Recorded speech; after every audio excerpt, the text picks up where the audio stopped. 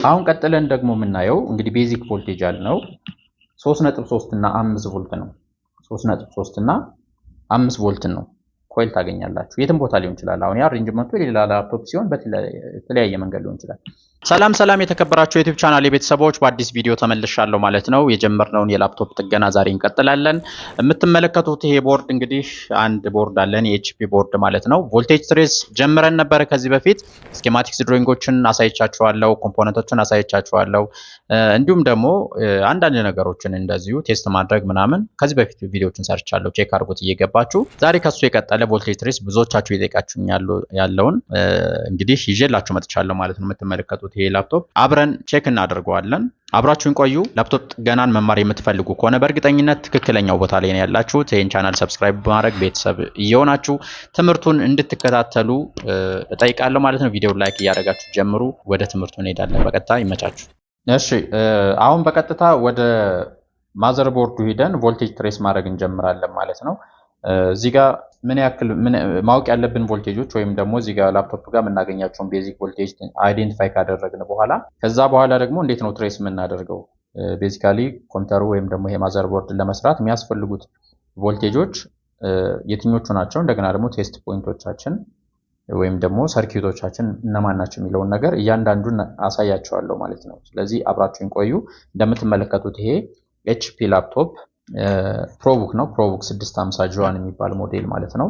ስለዚህ ይሄ ሞዴል እንግዲህ ዛሬ የምንማርበት ይሁን እንጂ ሌላም ላፕቶፕ ቢሆን አሁን ከማሳያችሁ ጋር ምንም የተለየ ነገር አይኖረውም። እንግዲህ ቤዚክ የሆነ ኖሌጅ ስለሆነ ልታዳብሩት የሚገባ የተለየ ነገር አይኖርም ማለት ነው። አብራችሁን ቆዩ። ቪዲዮው ለሌሎች እንዲደርስ ሼር ማድረግ ወይም ደግሞ ይጠቅማችኋል ብላችሁ ለምታስባቸው ሰዎች ቪዲዮ መላክ እንዳትረሱ። ቤተሰብ ያልሆናችሁ ሰብስክራይብ ብታደርጉ በእርግጠኝነት ጠቃሚ ትሆናላችሁ ከዚህ ቻናል። ቪዲዮውን ደግሞ ላይክ እያደረጋችሁ ቻናሉን ሰፖርት አድርጉት። ለፍተን የምንሰራቸው ቪዲዮዎች ለብዙዎች እየደረሱ አይደለም፣ እይታ እያገኙ አይደሉም። ስለዚህ ብዙ እይታ እንዲያገኙ እናንተ ላይክ፣ ኮሜንት ብታደርጉ ቻናሉን ሰፖርት አድርጉታላችሁ ማለት ነው። አሁን በቀጥታ ወደ ስራው እንሄዳለን። እሺ፣ በቀጥታ አሁን እዚህ ጋር ከመለካቴ በፊት የማደርገው ምንድነው ወረቀት ጋር እንግዲህ ማወቅ ያለባችሁ ነገር የተወሰነ ነገር ለትንሽ ደቂቃ ትንሽዬ ቤዝ ላስይዛችሁ። እንግዲህ ፍጹም ጀማሪ ልትሆኑ ትችላላችሁ። ስኬማቲክስ ድሮይንግ ማንበብ ላትችሉ ትችላላችሁ። እንግዲህ አሁን ስኬማቲክስን ማንበብ የቻለ ሰው ይህንን መስራት እንግዲህ እየቀለለው ይሄዳል። ግን ስኬማቲክስን መረዳት በራሱ ትንሽ ከበድ ሊል ስለሚችል አንዳንዴ ስኬማቲክስ ባይኖራችሁ ጀማሪ ብትሆኑ ከጀማሪ ወይም ነው ከቢጊነር ፖይንት ኦፍ ቪው የቱ ጋር ነው መጀመሪያ ያለበት አንድ ሰው ላፕቶፕ ለመጠገን ሲነሳ የሚለውን ነው ማሳያችሁ። ስለዚህ ትንሽ የሃይላይት እዚህ ወረቀት ጋር ጽፌ ላሳያችሁ። እሺ፣ ስለዚህ አሁን ላፕቶፕ ስትጠግኑ መጀመሪያ ቮልቴጆችን ነው መረዳት ያለባችሁ። የመጀመሪያው ነገር ቮልቴጅ ምን ያክል ቮልቴጅ ነው እዚህ ጋር ቼክ ስናደርግ መገኘት ያለባቸው ወይም ደግሞ እዚህ ላፕቶፑ ጋር የምናገኛቸው ቮልቴጆች ምን ናቸው፣ ስንት ቮልት ናቸው የሚሉትን ነገር ወይም ደግሞ ወደ ምን ሴክሽን የሚሄዱ አሉ የሚለውን ነገር መረዳት ማለት ነው። ወይ ደግሞ ከዛ ደግሞ ሰርኪዩትስ ወይም ደግሞ ሴክሽንስ እነዚህንም መረዳት አለባችሁ። ምን ሴክሽን አለ፣ ምን ሰርኪዩት አለ። አሁን ቦርድ ስታዩ እንግዲህ ላፕቶፕ አሁን ቦርድ እንደዚህ ስትመለከቱ ፐዝል ነው የሚመስለው አይደለ? ለጀማሪ ሰው ይሄንን የትኛውን ነው ቼክ ማድረግ የሚላል። ግን በጣም ክሊር በሆነ መንገድ ለመረዳት እያንዳንዱ የሆነ ሴክሽን አለው ማለት ነው፣ ክፍል አለው ማለት ነው።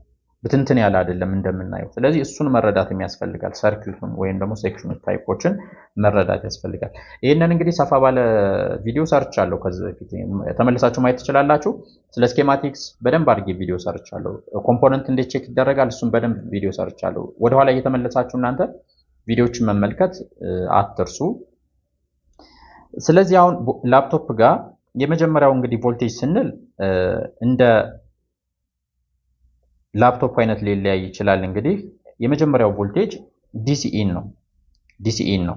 እንግዲህ ይሄ ቮልቴጅ ስንል የመጀመሪያው ነገር ዲሲኢን ቮልቴጅ እንለዋለን። ያ ማለት ገቢ ማለት ነው። ከአዳፕተራችን ወይ ደግሞ ከቻርጀራችን የሚገባ ቮልቴጅ ማለት ነው። ይሄ እንግዲህ በብዛት 19 ቮልት ነው። እንግዲህ ይሄ 20 ቮልት 19.5 ቮልት ሊሆን ይችላል። በአንዳንድ ደግሞ 12 15 ቮልት ሊሆን ይችላል whatever። ግን ይሄ ኢንፑት ቮልቴጃችን ይሄ መኖር አለበት 19 ቮልት ማለት ነው። ከዛ በኋላ ደግሞ እንግዲህ ወረድ ስንል እንግዲህ 5 ቮልት ይኖረናል። 3.3 ቮልት ይኖረናል። እነዚህ እንግዲህ አሁን ይሄኛው 19 ቮልት፣ ይሄ 19 ቮልት፣ ይሄ 5 ቮልት፣ ይሄ 3.3 ቮልት የምንላቸው እነዚህ እንግዲህ ቤዚክ ቮልቴጆች ናቸው። በቃ ቀለል ባለ እንትን ለመረዳት ቤዚክ ቮልቴጅ ብላችሁ ያዛችሁ። ያ ምን ማለት ነው? ኮምፒውተሩ ለመነሳት ወይም ደግሞ ለመክፈት የሚያስፈልጉን ቮልቴጆች ማለት ናቸው። የሚያስፈልጉን በቃ ምንም እንትን የሌላቸው ቮልቴጆች ማለት ናቸው። ስለዚህ እነዚህን ከያዛችሁ በኋላ ሌላ ደግሞ ምን አለን ስንል ወደ በሰርኪዩት ደረጃ ስንመጣ አሁን ለምሳሌ ራም ሰርኪዩት አለ። ራም ሰርኪዩት አለን። ራም ሰርኪዩት ይኖረናል። ራም ሰርኪዩት እንግዲህ ይሄ ምን ይኖረናል እዚህ ውስጥ ራም ቮልቴጅ ይኖረናል። ራም ቮልቴጅ ደግሞ እንግዲህ እንደ ራም ታይፑ ይለያያል። እንግዲህ ዲዲአር 1 ሊሆን ይችላል ራም ታይፓችን፣ ዲዲአር 2 ሊሆን ይችላል፣ ዲዲአር 3 ሊሆን ይችላል፣ ዲዲአር 4 ሊሆን ይችላል። ስለዚህ እንግዲህ ቮልቴጅ ሬታቸው ይለያያል ማለት ነው። ስለዚህ አሁን ወይም ደግሞ ፒሲ1 ፒሲ2 እዚህ ጋር ፒሲ3 እና ፒሲ3 ኤል የሚባል ይኖራል፣ ፒሲ4 የሚባል አለ ማለት ነው። እንግዲህ ራም ሞዴል ጋር ስትሄዱ እንደዚህ አይነት ታገኛላችሁ ማለት ነው። ስለዚህ እነሱን መረዳት አለባችሁ። ለምሳሌ እዚህ ጋር አሁን አንድ ራም ላሳያችሁ። እዚች ጋር ፒሲ3 ኤል ይላል ማለት ነው። ፒሲ3 ኤል ይላል ማለት ነው። ስለዚህ ይሄ ዲዲአር3 ውስጥ ያለ ነው፣ ግን ቮልቴጅ ሬቱ ይለያል። ስለዚህ አሁን እዚች ጋር ይሄ ከሆነ ለምሳሌ 2.5 ቮልት ድረስ ሬት ያደርጋል ማለት ነው። ይሄኛው ደግሞ 1.8 ቮልት ይሄዳል። ይሄ ደግሞ ፒሲ3 እና ፒሲ3 ኤል ፒሲ3 ከሆነ 1.5 ቮልት፣ ፒሲ3 ኤል ከሆነ ደግሞ 1.35 ቮልት ማግኘት አለባችሁ። እነዚህን ቮልቴጆችን መያዝ አለባችሁ ማለት ነው። ቀጥሎ ደግሞ ፒሲ4 ስንመጣ ደግሞ 1.1 ቮልት ይሆናል ማለት ነው። ስለዚህ እነዚህ ቮልቴጆችም የግድ መገኘት አለባቸው። ይሄ ደግሞ የራም ሰርኪዩት ወይ ደግሞ የራም ቮልቴጅ እንላቸዋለን። እነዚህን ነው ቼክ የምናደርገው ማለት ነው። ከዛ በኋላ ደግሞ ቪኮር የምንለው ሴክሽን አለን። ቪኮር ቮልቴጅ ወይ ደግሞ የፕሮሰሰራችን ማለት ነው። ይሄ ደግሞ ፕሮሰሰር ማለት ነው። ይሄ በሶስት ቻናል ይገባል። ብዙ ጊዜ 3 ቻናል ነው የሚኖረው። ይሄ ደግሞ እንግዲህ ከ0.9 እስከ 1.1 ቮልት ድረስ ይኖራል ማለት ነው። ከ0.9 እስከ 1.1 ቮልት ድረስ በሶስት ቻናል ወደ ፕሮሰሰራችን ይገባል ማለት ነው። እንግዲህ ይሄን ካልን ቀጥለን ደግሞ ባዮስ አለን። ባዮስ ሴክሽናችን ጋር ያለው እንግዲህ ባዮስ ጋር ደግሞ 3.3 ቮልት አለን ማለት ነው። 3.3 ቮልት። ሌላ ደግሞ ስታርታፕ አለን። ስታርታፕ ወይም ደግሞ ሱፐር አዮ ምንላት አለችን። ይሄንን በቀደም ስለነገርኳችሁ ኮምፖነንት ጋር ማየት ትችላላችሁ። ስታርታፕ ወይ ደግሞ ሱፐር አዮ የምንለው ደግሞ እንግዲህ በ3.3 ቮልት እንደ ባዮስ ሁሉ ማለት ነው ይሄን ማግኘት አለበት ማለት ነው። ስለዚህ ቀለል ለማድረግ ያክል እነዚህ ቤዚካሊ ሌሎችም ይኖራሉ ቮልቴጆች፣ ግን ቤዚካሊ እነዚህን የተረዳ ሰው ላፕቶፕን ለመጠገን የሆነ ደረጃ ሄዷል ማለት ነው። እነዚህን በደንብ አድርጋችሁ ማወቅ አለባችሁ፣ አንደርስታንድ ማድረግ አለባችሁ ማለት ነው።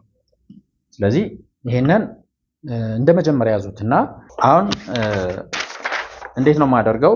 ለምሳሌ 19 ቮልት እንሂድና 19 ቮልት እንዴት ነው ፍሎ የሚያደርገው? በመጀመሪያ እዚህ ጋር ፖዚቲቭ ይኖራል፣ እዚህ ጋርም ኔጌቲቭ ይኖርናል። ፖዚቲቭ ጋር እንግዲህ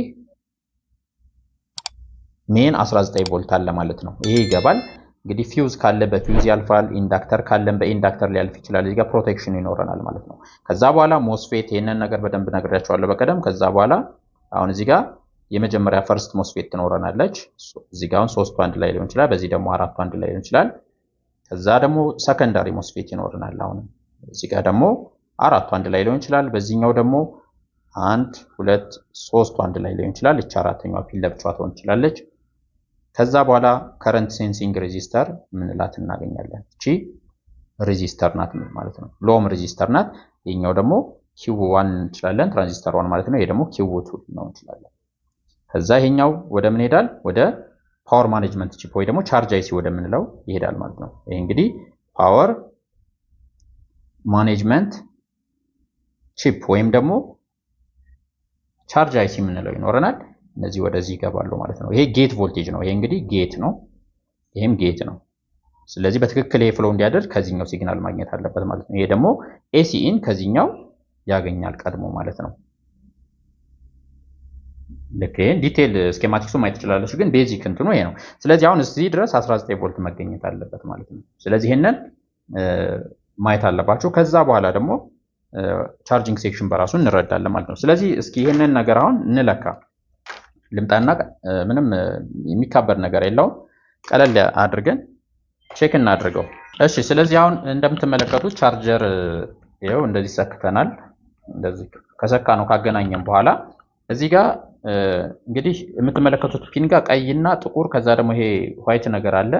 እንግዲህ ለኤልኢዲ ግራውንድ እና ይሄ ቀዩ ደግሞ ፖዚቲቭ ማለት ነው።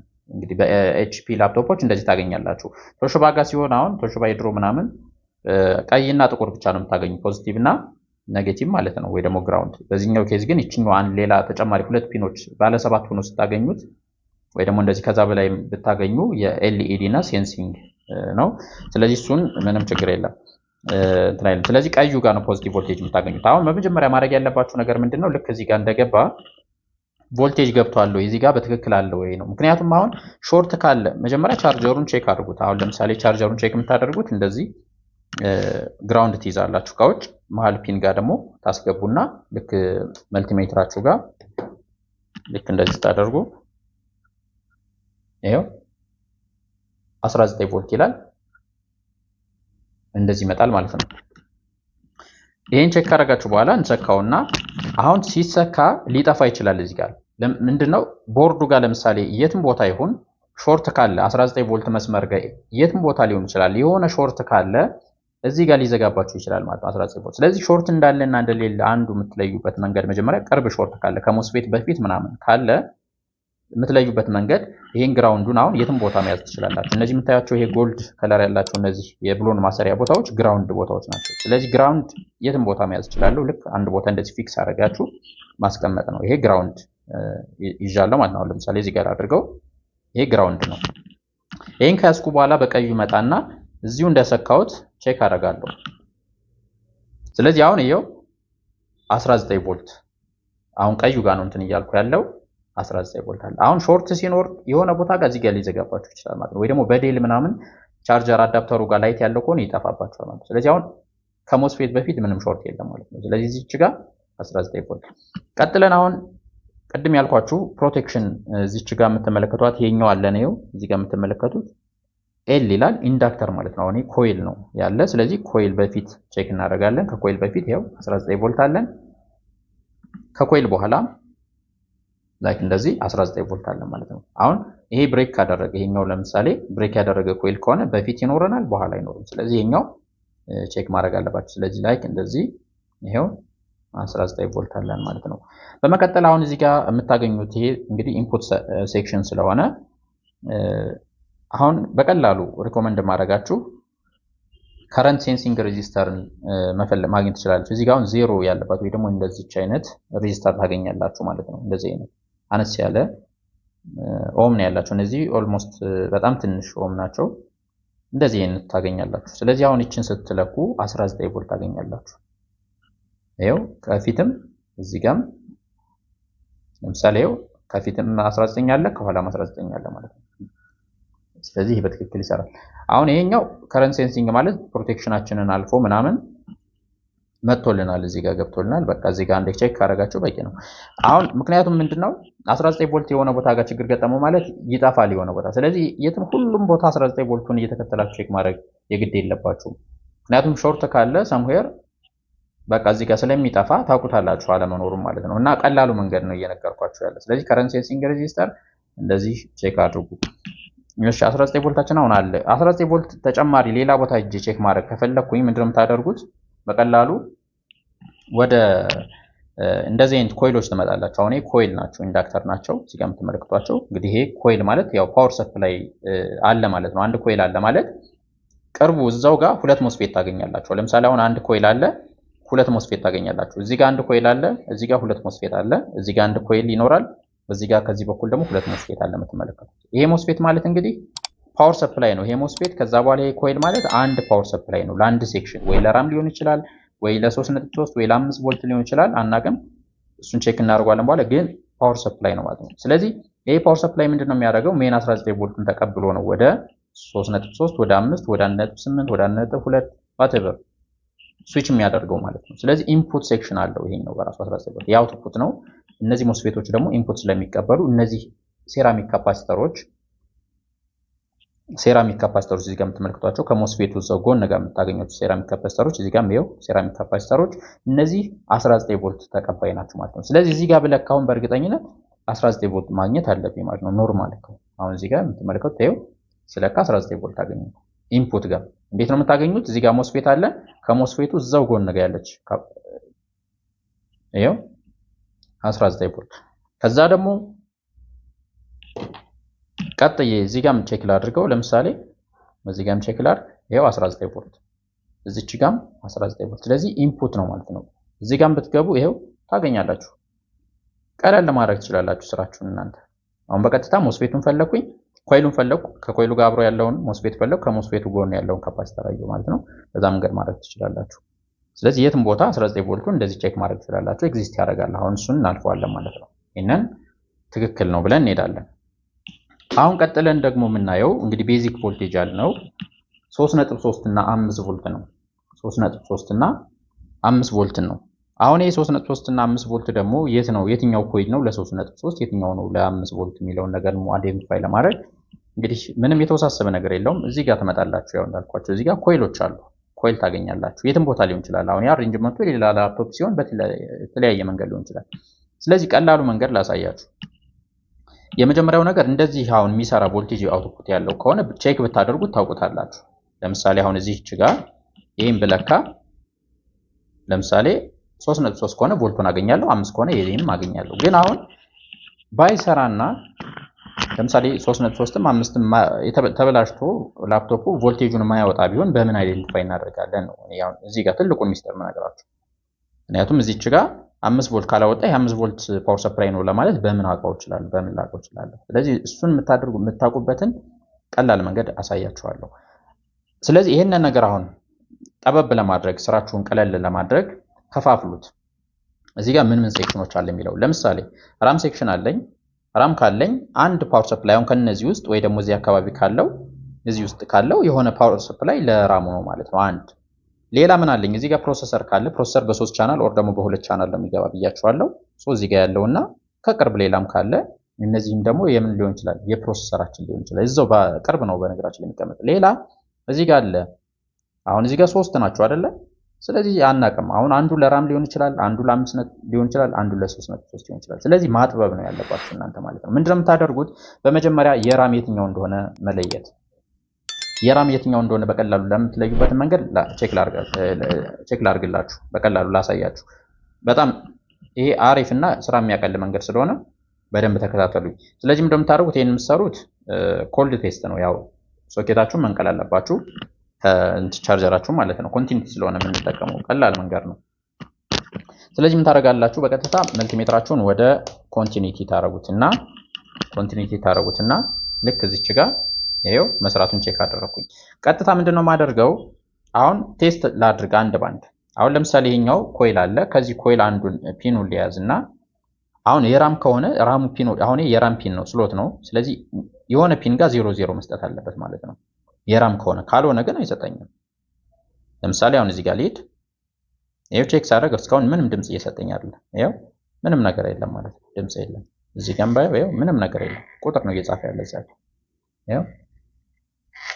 ስለዚህ ምን ማድረግ ትችላላችሁ? ይሄ የራም እንዳልሆነ በቃ አወቃችሁ ማለት ነው። ይሄ ኮይል ቀጥላችሁ ትመጣላችሁ። አሁን እዚህኛው ጋር ልምጣ። ለምሳሌ እዚህኛው ጋር ይሄንም ልምጣና አንድ ፒኑን እዚህ የኮይሉን ሊያዝና አሁንም ቼክ ላድርገው። ይሄው እንደዚህ ሳደርግ ይሄው እዚህኛው ልምጣ። ይሄም አይደለም ማለት ነው። ስለዚህ እዚህኛው ጋር ደግሞ እመጣለሁ። እዚህ ኮይል ጋር ልምጣና አሁን ደግሞ ይሄኛው ሊያዝ። ይሄው አሁን ደግሞ ይሄንን ይዛለሁ። እቺኛውን ኮይል ሊያዝና በአንድ መልቲሜትር ወይ ደግሞ እዚህ ጋር ፒን ልፈልግ ማለት ነው 00 እስከሚሆን።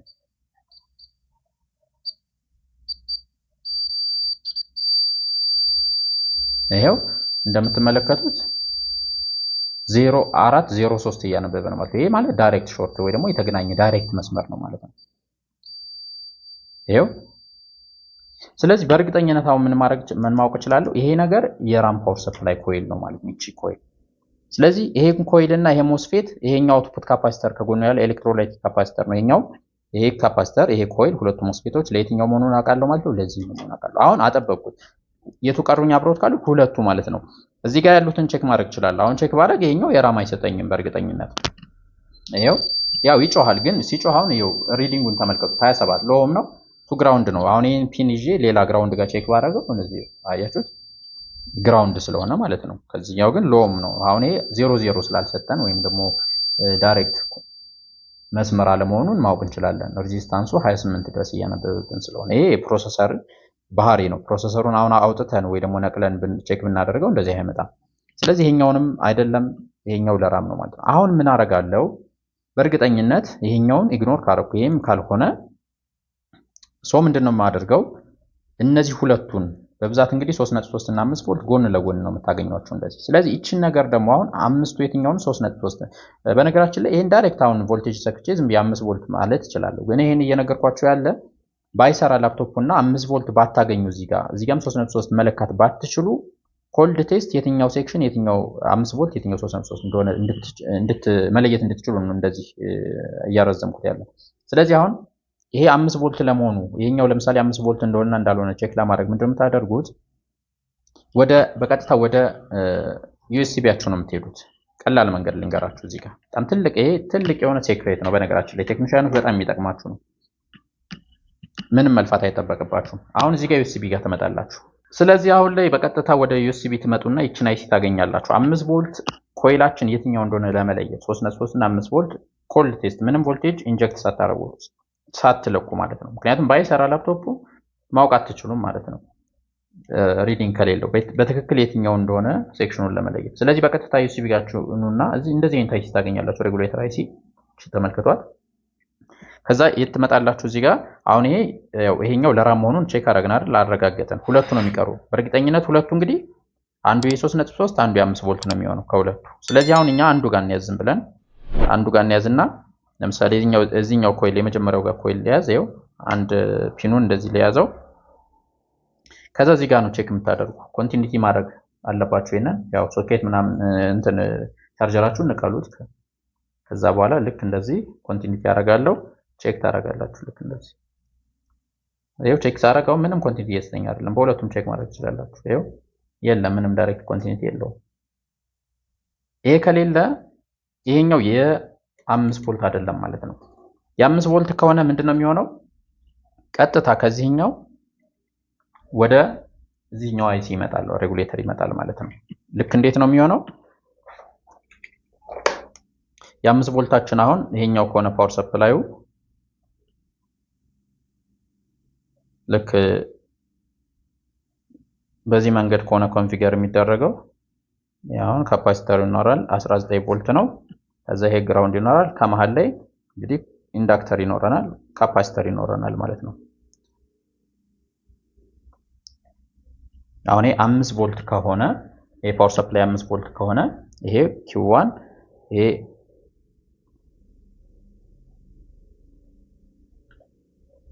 አፐር ሞስፌት ይሄ ሎወር ሞስፌት Q2 ብትሉት ይሄ አፐር ሞስፌት ይሄ ሎወር ሞስፌት ብታደርጉት ከዛ በኋላ 5 ቮልት እዚህ ጋር የሚወጣ ከሆነ ምንድነው የሚሆነው? ቀጥታ ሄድና እዚህ ጋር ዩኤስቢ ያላችሁ እዚች ጋር እንደዚህ አይነት አይሲ ታገኛላችሁ። እንደዚህ አይነት አይሲ ታገኛላችሁ። ቀጥታ እዚህ ጋር ኮንቲኒቲ ይሰጣል ማለት ነው የሚገናኘው። ከዛ ይሄ ወደ ዩኤስቢ ይሰጣልናል። 5 ቮልት እዚህ ጋር ታገኛላችሁ ማለት ነው። ስለዚህ እሱን ነው ፕሩፍ የምናደርገው። አሁን በእርግጠኝነት ከዚህ ጋር ኮንቲኒቲ መስጠት አለበት። ሄዳለሁ እዚች ጋር ይሄኛው ኮይል ደግሞ ሄዳለሁ። ከዛ ኮንቲኒቲ ቼክ ላድርግ እዚህ ጋር። ስለዚህ ይሄው ከዚህኛው ይዤ አሁን እዚችኛው ሞስፌት ጋር ሳደርግ እንደምትመለከቱት ይሄው 5 ነው የሚያነበው። ያው ሎም ነው ማለት ነው። ድምጽም እየሰጠ ነው እንደምትሰሙት። ስለዚህ ይሄኛው ኮይል አሁን የ5 ቮልት መሆኑን አረጋግጠው። ይሄ 5 ቮልት ከሆነ ይሄ ደግሞ የ3.3 ነው ማለት ነው። ስለዚህ አሁን እንደዚህ ራሳችሁ በቃ እንደዚህ አድርጋችሁ ኮንፊገር ማድረግ ትችላላችሁ በቀላሉ ማለት ነው። አሁን ይሄ ከቢጊነር ፖይንት ኦፍ ቪው ነው እየነገርኳችሁ ያለ። ምንም አንድ ሰው ምንም ባያቅ እዚህ ጋር ገብቶ እንዴት ቼክ ማድረግ ይችላል? አሁን ስለዚህ የራም ቮልቴጃችን ቼክ ተደረገ፣ የ5 ቮልታችን ይሄ መሆኑ ቼክ አደረግን፣ 3.3 ደግሞ ቮልት ይሄ መሆኑ ቼክ አደረግን። እነዚህ ኮይሎቻችን ለዛ ናቸው ማለት ነው። አሁን ይሄንን ፕሩፍ እናድርገው። እንዴት ነው ቮልቴጅ የምንለካ የሚለውን ቼክ እናድርገው እስኪ። በትክክል አሁን ያልነው ነገር ልክ ነው ወይ፣ ቮልቴጆቹ እንደዛ ናቸው ወይ የሚለውን ነገር እስኪ ቼክ እናድርግ። እሺ፣ ስለዚህ አሁን በቀጥታ አሁን ያላቸው ቼክ ያደረግናቸው በትክክል ያልነውን ቮልቴጅ ያወጣልናል የሚለውን ቼክ እናድርግ። ይሄው እንደምታዩት ሰክቻለሁ ማለት ነው ቻርጀሩን። ከዛ ይሄን ወደ 20 ቮልት ቀይራለሁ። ያው እዚህ ጋር 20 ቮልት ምክንያቱም ከ19 ቮልት ስለሆነ ያው 20 በቂ ነው ማክሲመም እሱ ስለሆነ ማለት ነው። ከዛ ግራውንድ ይዛለሁ ቅድም እንዳልኳችሁ እዚህ ጋር ግራውንድ ይዛላችሁ። ገቢው ቼክ አደርጋለሁ እንደቀድሙ እንደመጀመሪያው ያው 19 አለኝ። በመቀጠል እመጣለሁ ኮይሎችን። አሁን እዚህ ጋር ቅድም ያው ፕሩፍ ያደረግነው ይሄ 3.3 እንደሆነ ነው። እሱን ቼክ እናድርግ። እንደዚህ ስለካ ያው 3.3 ቮልት ያመጣል ማለት ነው። ቀጣይ እዚህኛው ሞስፌት ጋር ልሄድ። አሁንም እዚች ጋር ቼክ ላድርገው። ይሄው እዚህ ጋርም 5 ቮልት አገኘው ማለት ነው። ቀጥሎ እዚህ ጋር ነው እንግዲህ እዚህ ጋር ደግሞ PC3L ነው አይደለ? PC3L ኮን ስንት ነው ያልኳችሁ? 1.35 ቮልት። እዚህ ጋርም ሳደርግ ይሄው 1.37 ነው። ያው 1.35 ቮልት ማለት ነው PC3L። PC3 ብቻ ከሆነ ግን እዚህ ጋር 1.5 ቮልት ታገኛላችሁ። ይሄንን ልብ በሉ ማለት ነው። ስለዚህ በትክክል እነዚህን አግኝተናል። አሁን ምንድነው እዚህ ጋር ግን ማወቅ ያለባችሁ ነገር አሁን ይሄን ራም ቮልቴጅ ያገኘሁት ኮምፒውተሩ በአውቶ ስታርት ስለሚያደርግ በራሱ ነው። እንግዲህ ሲሞስ ችግር ስላለበት አውቶ ስታርት ነው የሚያደርገው ራሱ እና ጀምሯል። አሁን ባይ ዲፎልት እዚህ ጋር ስሰካው ላፕቶፕ ኦልሬዲ ተነስቷል። ያ ማለት እንግዲህ ራም እንትን ፋን ስለሌለው ነው እንጂ ፋኑን ብሰካው ማየት ትችላላችሁ። ስፒን ሲያደርግ ይኸው ተነስቷል። ካልተነሳ ግን እዚህ ጋር እንድትሉ የምፈልገው ነገር ካልተነሳ ላፕቶፑ ፓወር በተን ካልነካችሁ ይሄ የራም ቮልቴጅ አታገኙትም። 1.35 ቮልት ዜሮ ነው የምታገኙት ይሄ ነገር ማለት ነው። ይሄንን ደግሞ ማረጋገጥ ትችላላችሁ እናንተ ቼክ አድርጉት። ላፕቶፑ ሳይነሳም በፊት መጀመሪያ ማግኘት ያለባችሁ 19 ቮልት ሜኑን፣ ከዛ 3.3 ከዛ 5 ቮልት፣ ከዛ በኋላ ደግሞ ባዮስ ጋር ትሄዳላችሁ። ባዮስ ጋር ደግሞ ቼክ ለማድረግ አሁን ባዮስን ቼክ የምታደርጉት እንዴት ነው? አይሲዋን ለማረጋገጥ እዚህ ጋር ሲሞስ የምታዩት ይሄው ሲሞስ ባትሪ ያለን ከሲሞስ ጎን ነው ብዙ ጊዜ የምታገኙት ይሄ ማለት ነው። እና ከሞስፌት ለየት ያለች ናት። እንደዚህ አይነት ታገኛላችሁ። ስለዚህ አሁን ፒን ነምበር 1 አለች እዚህ ጋር ነጥብ ያለች ታያችኋለች። 8ኛው ግርጋ ትሄዱና ቼክ ስታደርጉ ቮልቴጅ መኖር አለበት ማለት ነው። 3.3 ቮልት መኖር አለበት። ስለዚህ ይሄው እንደምትመለከቱት 2.78 ይላል። ያው 3 ቮልት አልሞስት 3 ቮልት ነው። ስለዚህ ልትል ቢት ትንሽ ወረድ ያለ ነው። በእርግጥ ግን 3 ቮልት ድረስ እዚህ ጋር ማግኘት አለባችሁ ማለት ነው። ይሄ 8ኛ ግርጋ ማለት ነው። ስለዚህ እዚህ ጋርም ቼክ ማድረግ አለባችሁ። ይሄ ካለ እንግዲህ ላፕቶፑ ለመነሳት ሬዲ ነው ማለት ነው። ሌላ ችግር ከሌለበት ከተነሳ በኋላ እንግዲህ የምታገኙት አንደኛ የራም ነው። ከዛ ደግሞ እዚህ ጋር የፕሮሰሰር ወይ ደግሞ ቪኮር ሴክሽናችንን ነው። ቪኮር ሴክሽናችንን ደግሞ ቼክ እናድርገው። አሁን እዚህ ጋር ይሄው 1.7 እዚህ ጋር አለኝ። የዚህ ጋርም ቼክ ላድርግ 1.7 ቮልት ላይክ እዚህ ጋርም 1.09 ቮልት ይሄው።